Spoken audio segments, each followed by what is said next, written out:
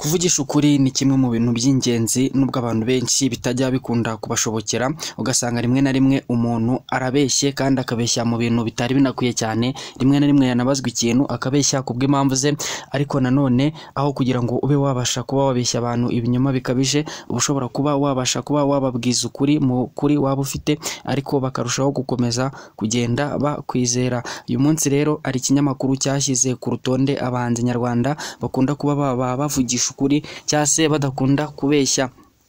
Ndagira ngo rero turebere hamwe ku mwanya wa mbere, ese ninde iki kinyamakuru cyashyize ku mwanya wa mbere mu bahanzi nyarwanda bakunda kuba bavugisha ukuri mu gihe baba bagiye kukubwira ibintu bakaba batakirirwa bakubeshya. Ku mwanya wa mbere rero bahashyize umugabo witwa Ama-G The Black. Uyu mugabo muramuzi rero, iyo agiye kukubwira ikintu akubwiza ukuri. Ubu bushakashatsi rero baba barabukoze bashingiye yuko umuntu aba yavuga ibintu ashize amanga, kandi mu by'ukuri akaba yavuga ibintu mu minsi mikeya ukaba wabona ibimenyetso byabyo, cyangwa se akakubwira ikintu akaba agihagazeho n'ejo akazaba agihagazeho mu by'ukuri ku buryo ubona ko atakubeshye, yakubwije ukuri kose.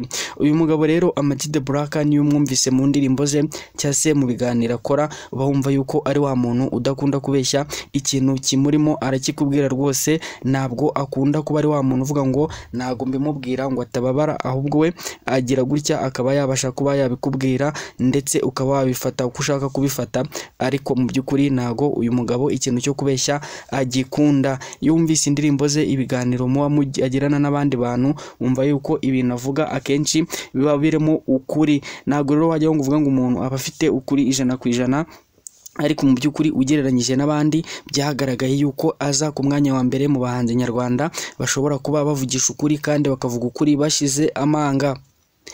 Ku mwanya wa kabiri rero turahasanga umuhanzi witwa Tom Close. Uyu mugabo rero muramuzi, ni umwe mu bagabo b'imfura cyane, abagabo bafite uruhare mu muziki nyarwanda, bamaze igihe bakora umuziki ku buryo azwi cyane mu Rwanda ndetse no ku ruhando mpuzamahanga.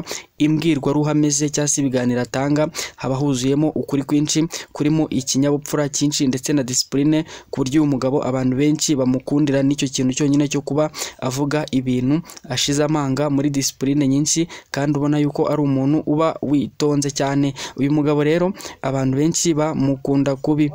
Ku mwanya wa gatatu rero turaza kuhasanga umugabo bita Riderman. Uyu ni umugabo rero wamenyekanye ku ndirimbo za hip hop nyinshi yagiye agenda akora mu bihe bigiye bitandukanye, ariko nawe ni umwe mu bantu bakunda kwitanga agafasha abantu cyane, ndetse no mu bikorwa bya buri munsi agenda akora bigaragara yuko ari umuntu w'imfura. Imbwirwaruhame ze ziba zuzuyemo ukuri kwinshi, ndetse usanga ari wa muntu udakunda kuba yabeshya.